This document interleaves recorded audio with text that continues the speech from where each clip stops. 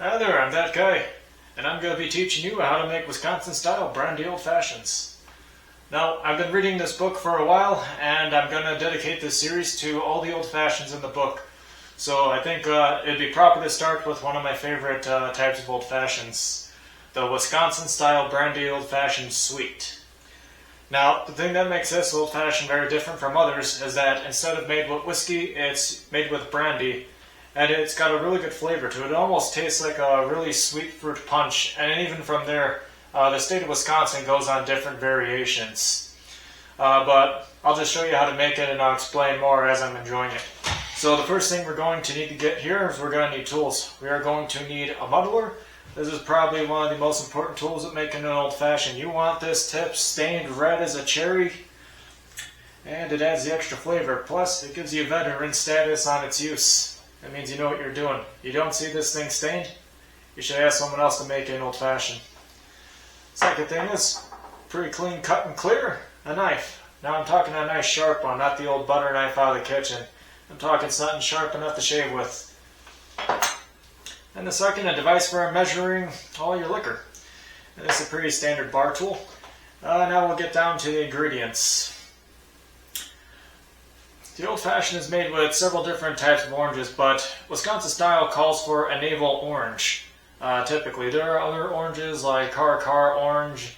Don't even use the cuties on this. There's at least 10 different variations, but I found the navel orange has the right amount of citrus and the right amount of tartness, just because you want to have a certain amount of thickness in the rind. And you'll see in a minute. And this is something that has been up for quite a debate for a while now. So there's two types of cherries. There's Maraschino and Luxardo. The Luxardo cherry is typically preferred in your most general style old-fashions, and it's typically preferred more in the south and the western part of Wisconsin. In the northeast, a lot of supper clubs and bars normally prefer their Maraschino cherries. I don't know why, it's just a thing that's typically preferred.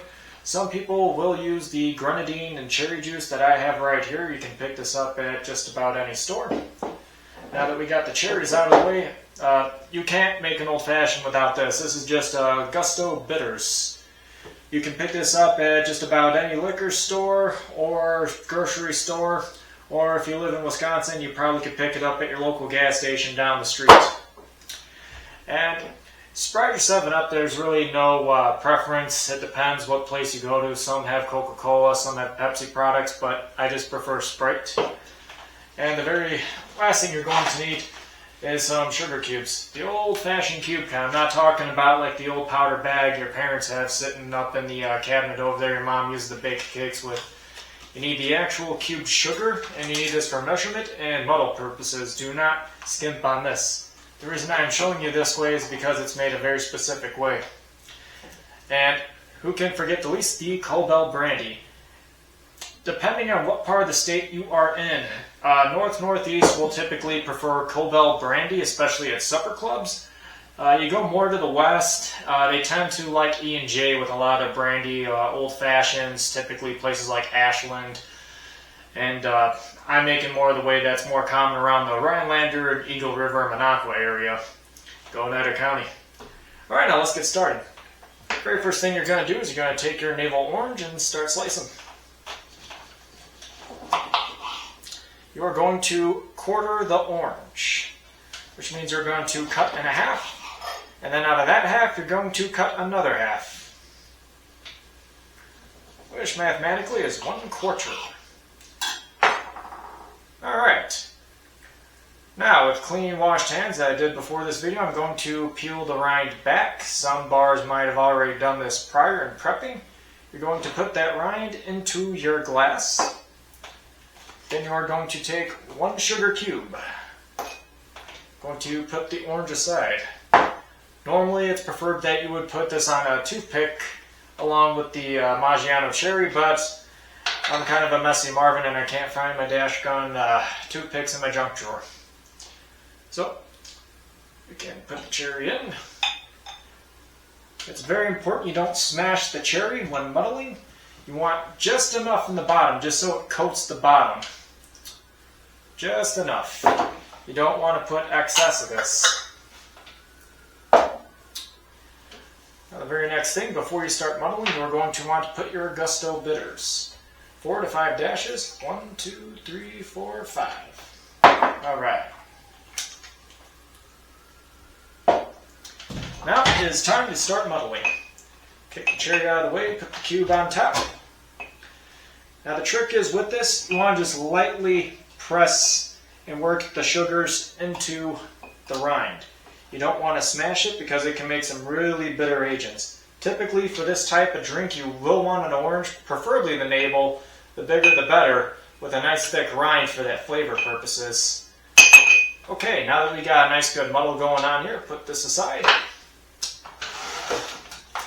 And I can't stress this enough, folks, you are going to need clean ice. I mean clean, clean, clean. You don't want one with freezer burn, you want ice just like this, that is clear.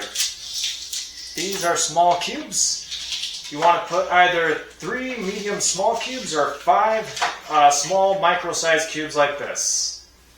So I'm going to put 5.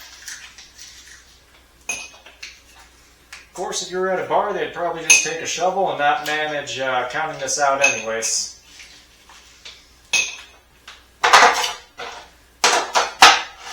Alrighty, now we're going to take our Korbel Brandy. Fill it up 1 shot to the top brim. Dump that sucker in there. And just because I don't have the toothpick, we're going to throw that guy in there. Give it a good mix. And now last but not least, we chose Sprite as our floater, and this will be our floater.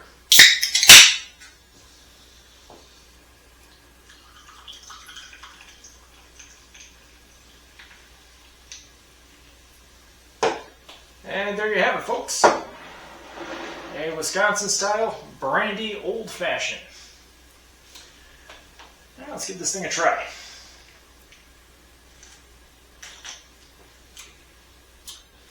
Well, now this is a very perfect ratio. It tastes sweet, but not exactly overpowering. And you can really taste the orange from the rind in it. It gives it that real citrus fruit flavor. Might have also been because I dumped the orange in it, but it's a perfect note. I did not over muddle this. Usually when someone has no skills at muddling, it can absolutely make or break a drink. That's very important with this one. So, ladies and gentlemen, this was Wisconsin style Brandy Old-Fashion Sweet.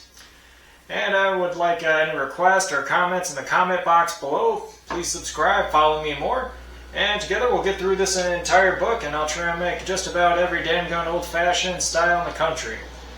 My next video I'll be featuring the Brandy Wisconsin style old-fashioned sour.